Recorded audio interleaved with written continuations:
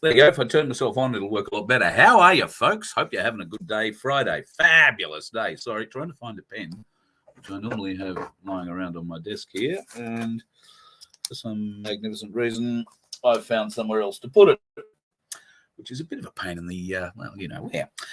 Look, yesterday, what a great day we had yesterday.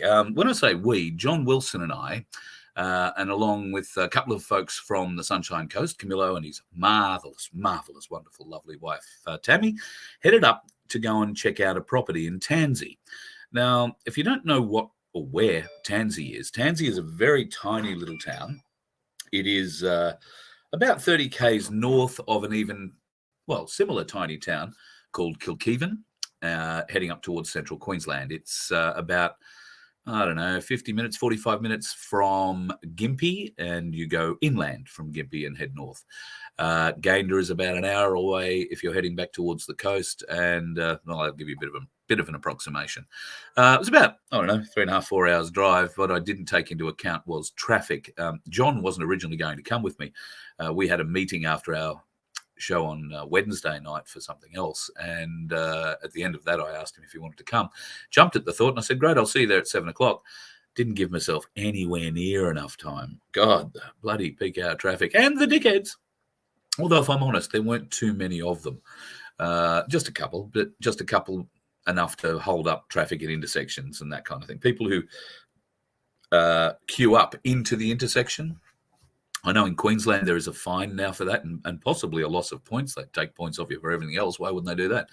I'm not sure if that happens in every state, but certainly there are some people in Queensland who are not learning this lesson. Anyway, we eventually got to John, picked him up and headed north, and we were against the traffic, so it was a pretty good run north. We got up there about 11 o'clock. In the end, had a wonderful lunch with Chris. Missed his wife, Leanne, unfortunately, but Chris owns the property, and he's up there with my mate, Len, who you may have seen on the program, and I've spoken about Len and the Iterawans in the past. Len is also somewhat of a constitutional scholar, former airline pilot, former B-double truck driver. He likes transporting things, what can we say? But we had a lovely lunch, just beautiful lunch. Salad, fresh salad, most of which came, I think, from their garden. Fresh pork, a magnificent pork, like cold chilled pork roast. Some magnificent pork. And a look at the egg supplies. Well, can I tell you, the eggs are in pretty good supply. There are, I think, about 2,000 plus chickens there on the property, and they're all laying. Now, the interesting thing that I found out from Chris, and part of what Chris is trying to do is get involved with My Place, try and get some people who are interested in helping sustain our food supply. He has 180 acres there, a great creek down the back that's already being used, I think, with some hydroelectric type power set up to run some pumps down the bottom end of the property. There is an olive grove there. There are a couple of houses, although I'm not sure Camillo and Tammy might have taken one up by now. There is also enough room for a tiny home. In fact, there's enough room for a lot of tiny homes. But what would you make your tiny home out of? Can I say hemp, folks? That is the future. And Darren will be on in the not too distant future to bring us up to speed a little bit with what's going on down in Victoria regarding hemp production. There's a hemp factory that's opened up down there, and they are looking at building designs. Darren's obviously a qualified builder. He knows what's required and how to put things together. So he's thrown himself into that with much gusto. So I'm looking forward to talking to him a little bit later on tonight to see how it goes. Everybody at the moment, we're a little bit run off our feet. Of course, Vince was going to be on for a bit of a chat, and he, unfortunately, I think, missed the email link. We've got problems getting the email out from this thing sometimes. And I've sent it to him via text. We'll just see. But he is actually doing a My Place presentation tonight in Mount Barker in South Australia. So hi to everybody who's there if you're watching, or if you're going to watch this back. I hope you had a great night there. Vince is certainly a very switched on man. I'm very pleased to have him on my team. And he has thrown himself into My Place for South Australia in a big way. He and Darren Bergwerf are very similar men, can I tell you? They like to get stuff done. So I hope everybody who either is going or has been, and you're watching this, tomorrow or the next few days, then I hope you had a great night. I hope you learned a great deal. And Vince will be very informative. Oh, look, speak of the man himself, he pops in. You know exactly the right time to pop in, because I've just been blowing out your backside like no tomorrow. Yeah, mate. Sorry, I'm just having a little bit of challenge with the volume on this StreamYard. It's very quiet, so I'll have to listen really closely. Well, I can try and yell a bit if that'd make it a bit easier. There's a bit of wax in that ear, buddy. No, it's still very quiet. Hang on a minute. Let me see if I can make some adjustments. Do an IT thing, maybe. Yeah. Is there an IT professional in the building? Yeah, no, not doing it now. Let's see if StreamYard will let me. Have you tried just turning the volume up on the switch? Settings, audio. Sometimes it can be that easy. Well, while Vince is sorting all that out, what I'm going to do is say good day to a few people. Michelle Bradley Smith is in the house. She's saying hello to Aussie Sue. And Aussie Sue, God love you. Thank you for coming back again and again and again.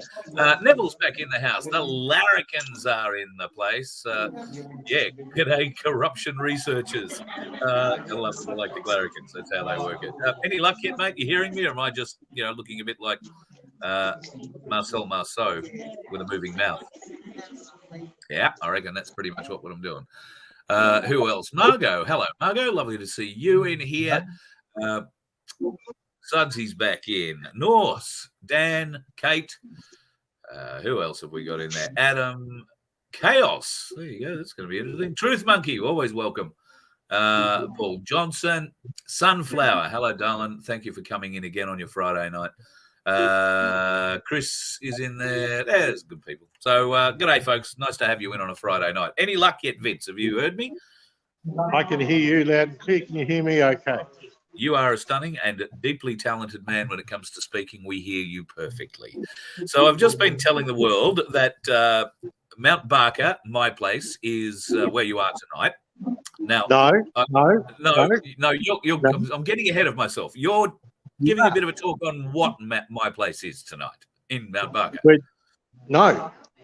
Oh, no, shit, that's right. Monday night. That's Monday night. Right. Tonight we're in Port Adelaide.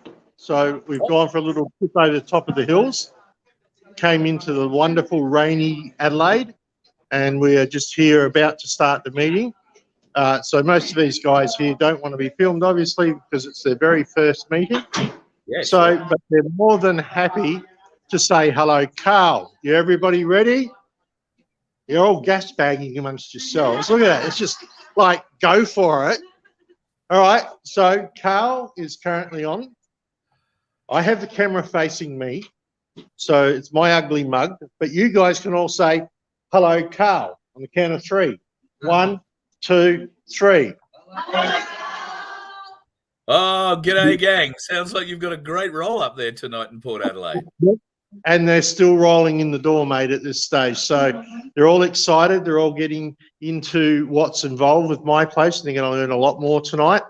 Mind you, they do have to put up with me, which is unfortunate for them, but I'm sure they'll survive. But okay, so tonight here in Port Adelaide. Next Monday we'll be in Mount Barker. Mount Barker for the Harndorf people over there. And also exciting news that Morgan is looking to start up as well.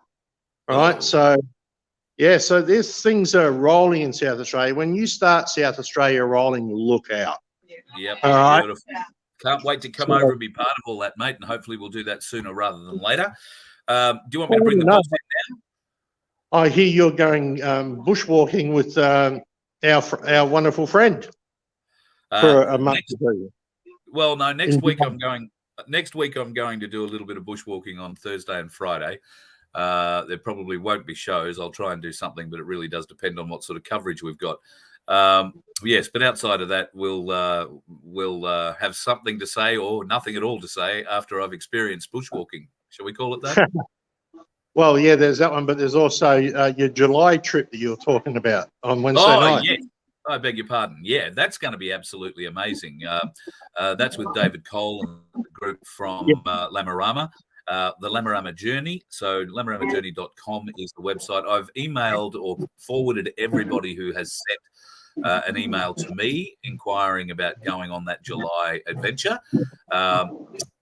David should have got all those today. If you want to come, I noticed that on the website, people are saying they can't find a price for it. I've emailed him and asked me to let me know that. I haven't seen anything from him today, though. I will get it over the weekend, and as soon as I know, I will let you know. And I'm sure that if your name or if you emailed me and I've passed it along to David, his team will be in contact with you in due course to let you know. But that'd be pretty exciting. But I think it's 9 days, 8 nights. 650 kilometres trekking across the top end and learning culture. Yep, no, it's good. I'd almost wish I was fit enough to do it. Yeah. Anyway, mate, I'm going to leave it with you. This crowd's into it again. The seats are filling mate. up. No, It's those exciting. Port Adelaide crowds are tough, mate. I know when I used to live in Adelaide, you had to be careful when you went to the Port Adelaide pubs. Yeah. Don't make them angry. All right, mate. See you later. Yeah, buddy. Excellent stuff. That's Vince at Port Adelaide tonight, representing for my place, and that should make the boss pretty happy. Good evening, Mr. Bergwerf. How are you, my friend? Oh, no, you better unmute yourself. It'll work a lot better. Something's not working. I can't hear you. Very strange. No, that's not working. You want to log out and log in again. Try that. See if that works. Yeah, you can't hear me either. Everybody else is hearing me. Don't know what's going on there. You must be muted. Why am I talking to a man who can't hear me, folks? Yes, not terribly logical, but there you go. No, let me see if I can. Oh, he's going to go out and try again. All right. Well, look, let me go back to what I was doing yesterday. So on this property up at Tansy, there is an opportunity, and we will give you some more details on that in the coming months as it's put together more formally. But they do have a bit of land. They're very keen to get some people together, and growing hemp is the direction that they would like to take certain parts of that property going forward. Have we got you yet, Darren? Yeah, can you hear me now? Yeah, beautiful. Cheers, right. mate. No, you were all frozen before and I couldn't hear you, so that's good. Yeah, good to see Vince. Got the My Place meeting happening over in Port Adelaide tonight. Awesome. Absolutely. And he says there's another one too. I forget the name, started with M, another little town, Morgan, I think he said, is interested in getting one together as well. So that's great, mate. I think that's what, 7, 8 or 9 now in South Australia that are on the go trying to get up. So you've got to be proud of the effort being made. Another one in Western Australia today too at Karratha. Oh, great. Yeah. So I think we've added probably, I don't know. Well, actually, I don't even know what we're up to now, but we're adding them fairly quickly at the moment, which we had a pause for a while. And I wasn't really keen to start growing again yet. We still haven't got everything set up. We haven't still got the structure set up, but we've got. If people want to get started, then we need to get started. So we're facing our own challenges down here at the moment. We're pretty much under attack from all different angles at the moment. So we've got a fair bit to deal with. Is this stemming from the ABC 7:30 report hatchet job they attempted to do on you a couple of weeks ago? I believe it is, yes. Right. I mean, total misrepresentation of what My Place is about, very one-dimensional, not taking into account. I mean, it was ridiculous. They spent 4 hours here, met so many beautiful people. I did lots of different interviews, and it was very obvious that, she came here with an agenda to discredit My Place and myself. But that's gone up to another level now, and there's quite a few others we've had. In my opinion, it's very blatantly obvious that councils now are shutting us out of venues that are the people's venue. They're on Crown land, and they think that they're the sole owners of them, and they're pushing back by not allowing us to use facilities around the area. So they're ramping it up, and that just shows a total lack of respect for freedom of speech in this country by the media and also the so-called local government. Yeah. Now, Could this reaction also be coinciding with the rather loud efforts that some of your My Place groups are doing in their local councils at the moment? They're not disruptive. They are simply making their matters heard. And there was a big one the other night that you attended. You want to talk us through that one? No, I didn't. I didn't attend. I actually had my own meeting running at Frankston. Right. That wasn't My Place people. I had plans to go there to make, because I knew it was going to be a very contentious meeting, because the council down at Monash are basically promoting a drag queen show to 6 to 11-year-olds at the local library. We have, and I just wanted to make sure that I went down there beforehand and made sure that My Place community knew that we're not there to be yelling abuse or anything like that. We're a collaborative, informative community, not a combative one. I was assured by the guy who runs the My Place Oakley branch that, or community, I should say. I think they're calling us chapters now. They think we're like a bikie gang. I mean, which is ridiculous again. But it's all about terminologies. You know, they're trying to paint a picture. Yeah. But no, Peter said, look, don't worry about it. I've got it under control. So that's all that kerfuffle that happened outside the glass wall was nothing to do with My Place whatsoever. They did a report. In fact, the ABC rang me yesterday for an interview about it. And I said, look, I only turned up after I seen what was happening on the live stream, and I got there late. By the time I got there, the whole foyer had been cleaned out. All the police were still there, but there was no other people there. Arvie had gone. Ruskin had gone, all the protesters, the concerned parents had gone, and also the drag queen people had gone as well. So I rocked up and I just had a conversation with the police officer there, and I was just wanting to make sure that we weren't implicated in what took place, and we weren't. The ABC wanted to do an interview, and they came back to me and said, look, the fact that you weren't there, because I spoke to her on the phone, and is it Ralph Babbitt? Yes. Yes. Yep. He was there. United Australia. Senator. Yeah. So he was actually there at the meeting. So they decided they'd interview him. They did a piece, I guess, online, and actually did the story right.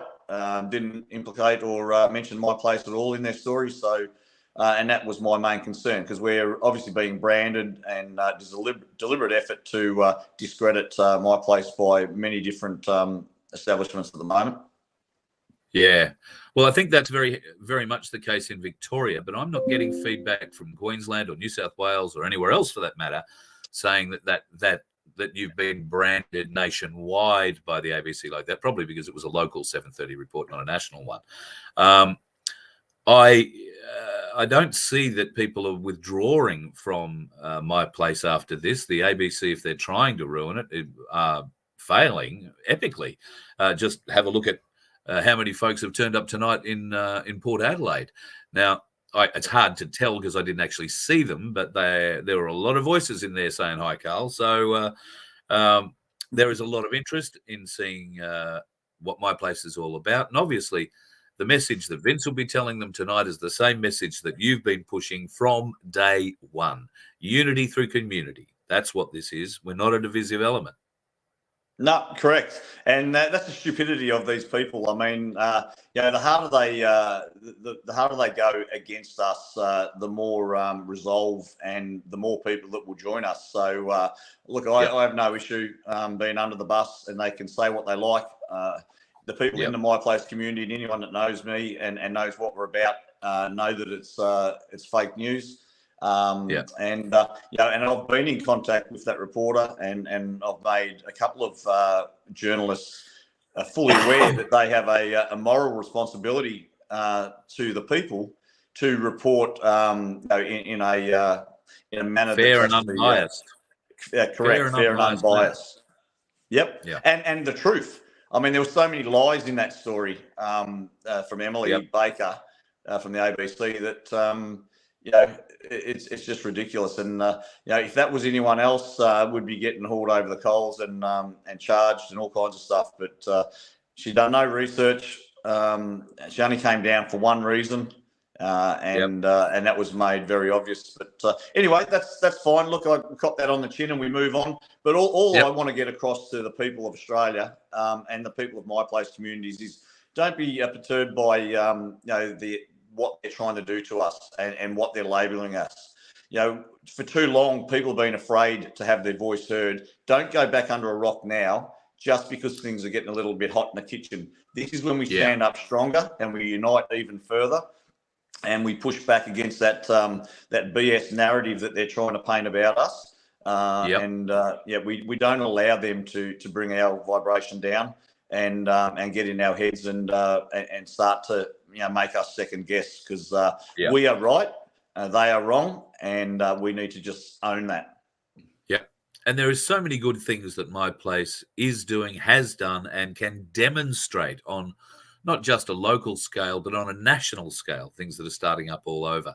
Now, one of the most significant steps forward that My Place is taking at the moment in Victoria is the new factory, the new hemp production factory that's just been opened. Yeah, this is really exciting. Oh, look, it's exciting for the people and for the country and for the environment also. But it's certainly not a My Place initiative. It's something that I've been talking about for a long time, about new industries along those lines. But these guys started this 12 months ago. They're not up and running. I was actually in their factory today. I've been there 3 times in the last week. I also visited a local friend of mine who's manufacturing caravans, and the production line they've got set up is amazing. There's lots of new stuff, and we're actually about to start pushing our next group to the forefront of My Place communities, and that's the environmental one. And we're going to start to put some PowerPoint displays and some flyers together, basically debunking the lithium battery story, explaining all the pitfalls about lithium batteries. They're catching fire all around the place, blowing up. They're the mining and the detrimental effect it has on the environment with the 17 different things that they need to mine to build these batteries. They're not biodegradable. They're very expensive to replace. And then we're side by side. We're going to have the My Place Australia's solutions, and we've got hemp batteries that can store solar power. There's so many different real green initiatives and alternatives. Same for the wind turbines. We're going to debunk that whole story and actually put the truth out about what they do and how long they last. And actually start to paint a picture and give people. I think the environmental slant to what My Place is going to do is going to basically, give us a lot more credibility in what we're about. That they won't be able to paint that one-trick pony, council action group kind of narrative. We've got so much more. We're still involved in talking with the Indigenous tribes. And trying to do something there where our health and wellness teams are about to get that nationally set up. Our website's getting very close to being finalised, and and we're having a massive effect on the environment and the awareness, and not just us. I mean, there's lots of groups doing it, but the awareness. Every report I hear is growing Australia wide, and we just got to keep pushing and don't let this garbage that the press are trying to put out there deter anybody, please. Next Tuesday night, at least I think it'll be Tuesday night at this stage, David Cole's coming back on, and I'm going to invite a couple of other people. I'm going to invite Senator Jacinta Price. Whether or not she comes or not will be a different matter, but I'll invite her. I was going to invite Arnie Glenda, and I was thinking about inviting yourself and Ulikai for a bit of a yarn about this vote that's coming up. Is that something you might be interested in? Yeah, I'd love to be part of that. I've already done a Zoom with the LORE/My Place a couple of months back, and I actually was on David Cole's Langorama kind of Facebook Live. I don't even know what day it was, sometime earlier this week. So, David's been down here. I've met him in person. So I'd definitely be keen to be part of that. Yep. All right. Well, do you think you might be able to pass the invite along to Ulikai? I can certainly do that. Yes. Beautiful. Well, we'll see if we can't get a few people sitting around and having a bit of a yarn about just why this vote is so important to black and white people alike. Yeah, definitely. It's the voice, the voice of freedom. We're all happy with that, but the voice into Parliament, we're certainly not happy with that, and No. we've just got to make that widely known that this is 100% no vote, and we need to see massive numbers, because we know how things can kind of turn and be manipulated. So we need to be, well, that's the other problem as well, because every time we vote, we're actually consenting to this system. So it's a bit of a catch-22. But look, I think it's how important is it? I mean, it's like Dan Andrews' garbage that he brings in with the biosecurity acts and all that kind of stuff. They're exactly that. They're an act, and they only have any relevance if we believe they have relevance. So, and at some point in the not too distant future, I hope, all of this stuff is going to be in the rear vision mirror, and we will be taking this country in a new direction. So to that end, you and I quite often talk about international intel that's coming out and about, and we are both on the page of we're not relying on white hats to fix anything. We're trying to get the people to stand up, and it's been suggested in some new research that we are the white hats. We, the people, are the white hats. I think that's a pretty fair statement, don't you? Yeah, I agree. And I actually had this discussion with my brother today about, potentially, we were talking about all the different ones, whether it's Kimberley Gogan or, Ricardo's coming out with stuff, or the white hats, or the Q movement, all of that stuff, that potentially we've been talking about it for a while, that the whole thing's been a psyop.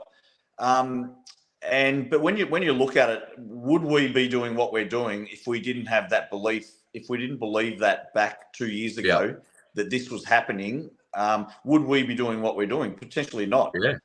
Yeah, probably not. So there's the reason. I mean, they have a strategy. I mean, that's a pretty smart plan if this is all real.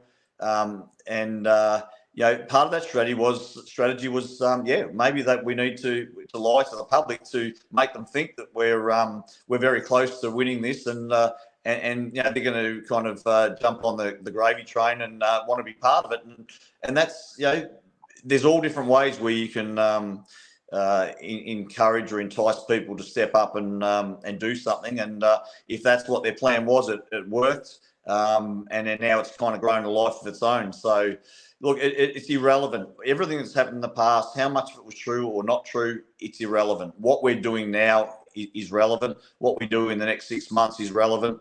And we are the white hats, and we have the power, and we know it, and we've just got to own it and take it. Well, as Bruce says, we are the people we've been waiting for. I think that's correct. right. Is that Brucey from Maryborough? No, that's Bruce from the Galactic Larrikins. Okay. For those who don't know who Bruce is, you're looking at him. That's that little kangaroo head on the screen there. But we actually refer to all the Galactic Larrikins as Bruce. And in that same vein, good evening, Roys. There's a lot of Roys watching tonight. So I want to say good day to the Roys. Look, I think going forward, Darren, what can I do to help make sure that the message is getting out? I'm happy to come to Victoria and we'll put on shows anywhere and everywhere you want. Let's go out in front of the ABC and do it. Quite happy to now bring a crowd and start from the front of the ABC offices. Yeah, that'd be funny. Look, what you're doing, Carl, and I mean, you're always available. You're always happy to have me come on and give an update. So you're doing an amazing work for my place and for the country. Anything you want to do, I'll be happy to try and accommodate if you come back down to Melbourne to get some live shows around the different my places. But just the fact that you had Vince on tonight, stuff like that, Mandy in Newcastle smashing it, Peter up in Townsville smashing it. We've got some really solid groups. So it doesn't just always have to be about me, and that's the structure we're building at the headquarters, at the team for the national kind of development team is purely that I'm not the leader. Okay, this is a group situation now. This is bigger than any of us, and it's going to become bigger than any of us. So we've got to put that framework of the future governance style that we want to implement into my place. So we've got about a group of 10 now, and everything that we're working on, the code of conduct, the constitution, the structure, the framework of what my place is, whether it's a not-for-profit, unregistered, or whether it's a PMA, all of that stuff has to be talked about in length. It has to be a consensus of those 10 that are on the development committee. And once it's a consensus, then we put it out to all the My Place communities around the country. We get some feedback. Maybe we missed something. Maybe something could be improved or added to. We come back, we tweak it, and then we put it back out. And then once there's a consensus nationwide that everybody in the country thinks it's an awesome document, yep, they love it, then it's implemented nationally, and then it's implemented in every other My Place community. And that's the way that the structure is. It's an operator's manual, and it doesn't matter whether I'm there or not, or someone else. People come and go. That is how every decision everything that's implemented has to be done. And so we're basically building, once again, that model that won't be exactly that model, but into the future, that this country should be run the same way. Yep. Luke's bringing up, what about the Australian Bill of Rights? I would argue that, the My Place document is a very good start. So too is the log of claims that John Wilson's put forward. We need a starting place before we can develop an Australian Bill of Rights, because currently the thing we work under is not ours. It's not written by us. It's theirs. So we would need to have some better minds than me probably sitting down to try and figure out the wording of that. But that's what, in part, things like what you're working on with My Place and what John's working on with the log of claims is designed to do. It gets people thinking about what comes next. What would an Australian Bill of Rights look like? What would I demand? So it's all about starting a conversation and being active. And this leads back once again to us being the white hats.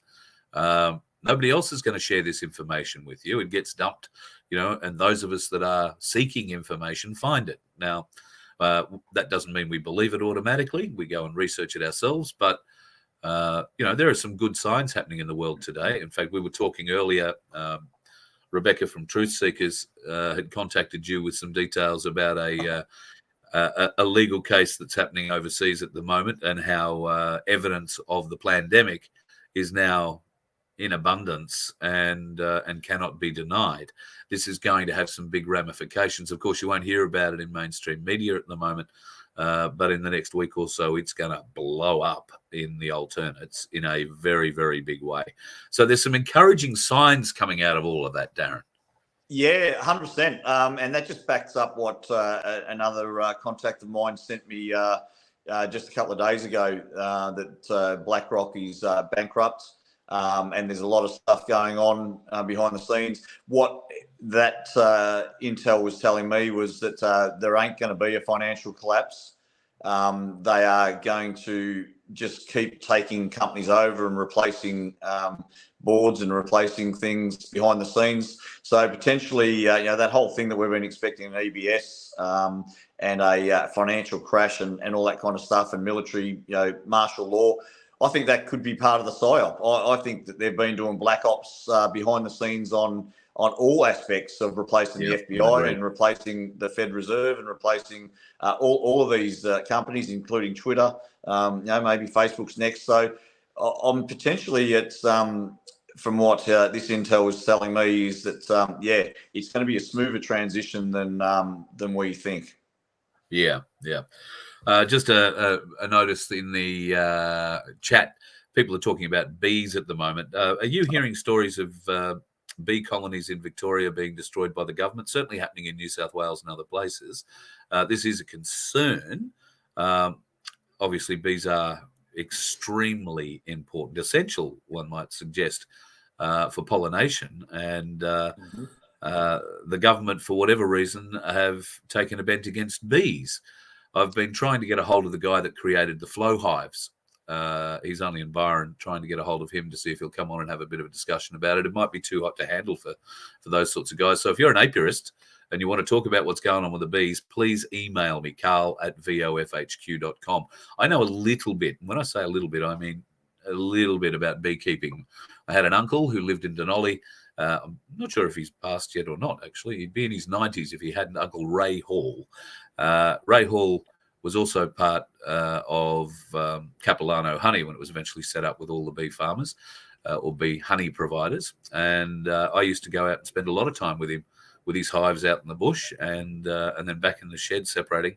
So I know a little bit about it, but it's an important subject that we can't just let idle away in the background, Darren. So if you hear anything in Victoria about what they're doing with the beehives, can you let me know? Oh, certainly will, but just a few things on that. Obviously, 70% of our produce needs to be pollinated by bees. So that it's an obvious reason. We know what their agenda is and why they're doing it. I haven't heard of any stories in Victoria yet, but I would just hope that there'd be a lot of people in this country because they only the registered hives are going to be affected if they do come knocking. I've heard from Sydney all the way up to the Central Coast so far, they've been up through that area. But if you're not registered, then you're probably not going to have a problem. The second thing I'd say on that, that there is a case law in New South Wales Common Law Division of the Supreme Court on trespass. And it doesn't matter who it is or for what reason.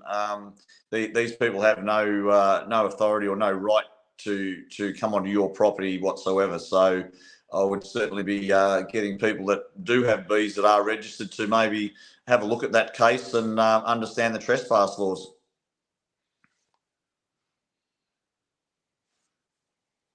Lost you.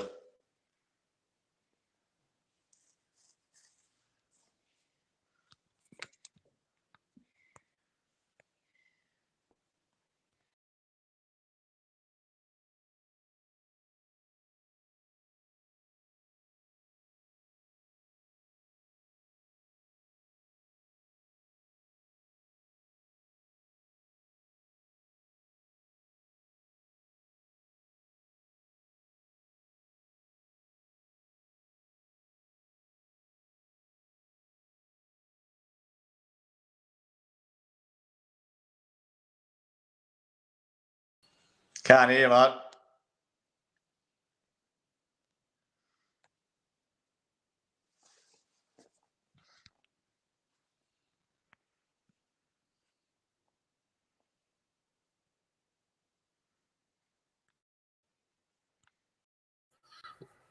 Let me try that. Oh, no, go on. I've been talking and muting and it wasn't working. Beg your pardon, folks. Just saying to Darren that I'll be down in Victoria. We'll be travelling through Victoria, going to South Australia to do Vince's shows. And then we will, yes, thank you, Sandy. Darren's back. You're back. I don't know my how time, much of that you heard, but obviously they didn't want me to let everybody know that they should be looking up the trespass laws and the Common Law Division of the Supreme Court that just ruled against the New South Wales Police. So anyone that's got beehives that are registered, I suggest you go and learn a little bit more about the trespass law. Wow, yeah, absolutely. And Sandy, who was saying that she's got a blanket of bees in her troughs, of water troughs in the mornings. The region's beekeepers are being told they're not allowed to have any more hives for 2 or 3 years. Where's the bee supply going to come from in 2 or 3 years? That'd be the question I have. They'll be imported Let's bees. hope there's lots of unregistered ones out there. Okay, this is a good one. I think we're going to be hassled a bit from now on, mate. So I'll let you go, and I will. Yeah, just one more thing, if you can still hear me. Can't hear me? Yep, gotcha. Okay, just one more thing before I head off. Just with the new people that are coming on, for all of my place communities that are listening tonight or hear this later on. Obviously, there's a little bit of angst because our bubble's been burst a little bit. It's not very one-dimensional in the My Place communities anymore. We have had a lot of people join out of curiosity or to be divisive. Most of the conversations that are happening at the moment are just that. They're just people with different opinions. And it's healthy. It's absolutely necessary. that their bubble gets burst and our bubble gets burst, and we start to actually have open discussion about every topic and every issue that's in front of us. And that's the only way that we can kind of get some common ground and get the whole community back together. So it's going to be really lumpy and bumpy. There's going to be arguments. What we need to be is the bigger people. We do not need to chastise them. We do not need to abuse them. Let them have their abuse if that's what they think they need to do. Let them have their rant. We just keep putting up facts and figures and real truths. And at some point, they might just start to get a little bit of red pilling. But certainly don't think of it as a negative. I think it's a positive, but it's how we handle that. I mean, I get abused more than anyone that I know. And it has no effect on me whatsoever. I let them have their rant, and then I just come back with a very measured, friendly answer or question back to them. It's how we interact that makes us the bigger men, the bigger women. So it's time for all of us to put our big boy pants on and big girl pants on, and not be so hurt by someone that has a different opinion than us. Seriously. And can I just touch on the trolls, Darren? Those folks who want to come in and be divisionists, if you like, in the group. A lot of them are very young, particularly the ones that hide behind the keyboard. They are very young. You can tell by the way that they throw their abuse. It's a fat insult. It's an old insult. You're old, you're grey, you've forgotten more than I've ever learned. And da-da-da-da-da-da-da. Anyway, I would just like to point out that the young people in the world are maybe not as smart as they think they are. And I have one video, and I would ask everybody, the sound on this is a little bit quiet. So I want you to just turn your sound up a little bit if you've got it turned down, just so you can hear exactly what this young man, a future leader of ours in this country, could potentially be, or in a country. I'm not sure if he's Australian, but this is what a troll is like, folks. I think you couldn't get a better example of a troll, and you must listen to what he actually says at the start. He says, I seriously have no idea. I think he should have just left it at that, right? But he says, I seriously have no idea. So turn up your sound a little bit, folks, and have a watch of this. I seriously have no idea.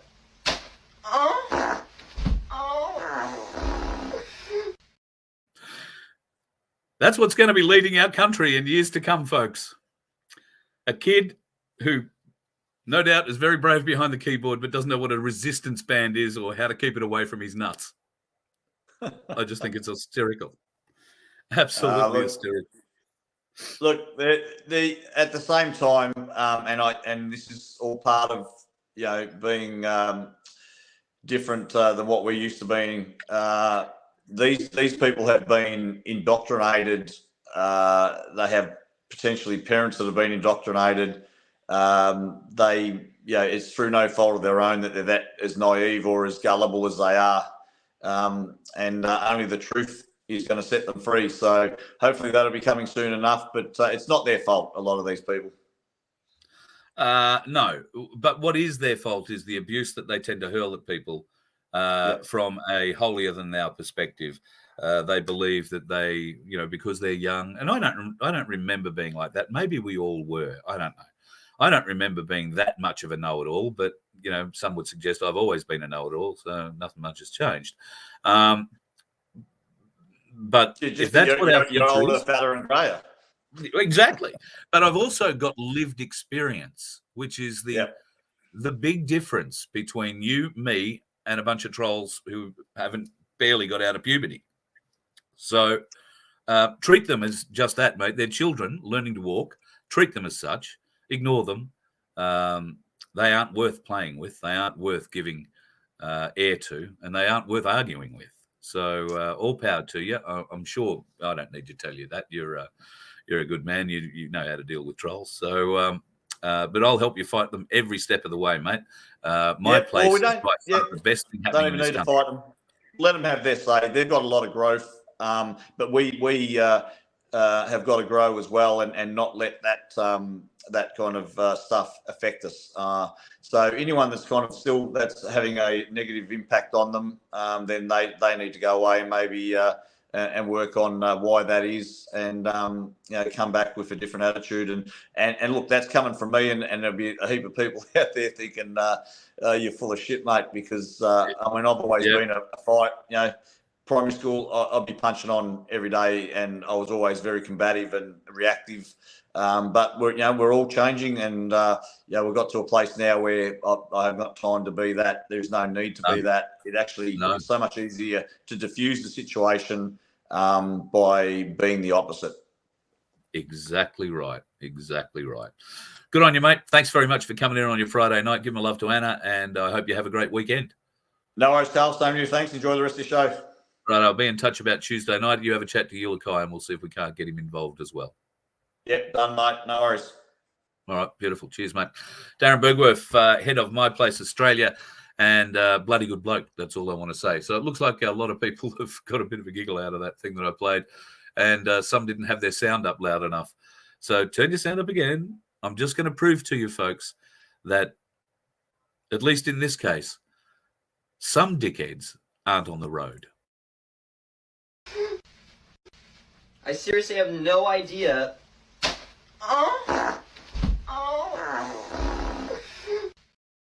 You let one ant stand up to us, then they all might stand up. Those puny little ants outnumber us 100 to 1. And if they ever figure that out, there goes our way of life. It's not about food. It's about keeping those ants in line. That's why we're going back. Does anybody else want to stay? Let's rock!